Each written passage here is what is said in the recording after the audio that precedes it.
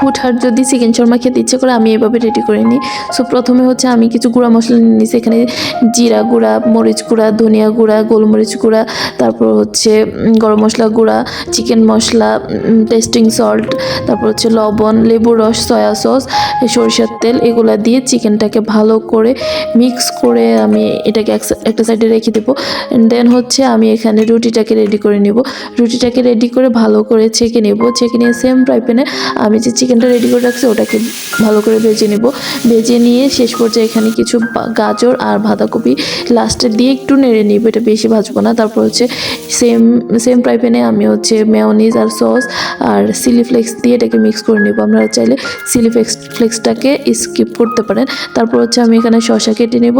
তারপর একটা রুটি নিয়ে মেয়োনিজ আর সস দিয়ে এটাকে স্প্রেড করে নেব, সুন্দর করে স্প্রেড করে তারপর চিকেনের যে পুরটা আমি রেডি করে রাখছি ওটা হচ্ছে কিছুটা এখানে দিয়ে দিব।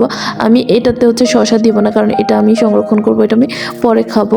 যেগুলো এখন খাবো সেগুলোতে হচ্ছে আমি শসা দিব। তারপর এটাকে ভালো করে চিকেনের পুর দিয়ে একটা বেকিং পেপার দিয়ে পেঁচিয়ে টুথপিক দিয়ে হচ্ছে এটাকে আটকাই রেখে দিতে পারেন। এটা নর্মাল ফ্রিজে রাখতে পারেন। নর্মাল ফ্রিজে রাখলে 2-3 দিন ভালো থাকবে। পরে হচ্ছে বের করে গরম করে খেতে পারেন বা শসা অ্যাড করতে পারেন।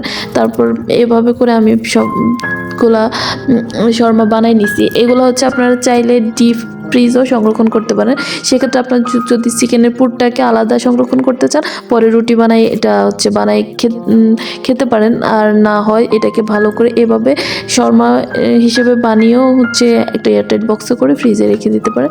এটা 15 দিন পর্যন্ত ভালো থাকবে। বের করে আপনারা হচ্ছে পরে গরম করে খেয়ে নিতে পারেন। জাস্ট হাতের কাছে কিছু গুঁড়া মশলা, আদা রসুন বাটা আর চিকেন থাকলেই হলো আপনারা শর্মা রেডি করে নিতে পারবেন।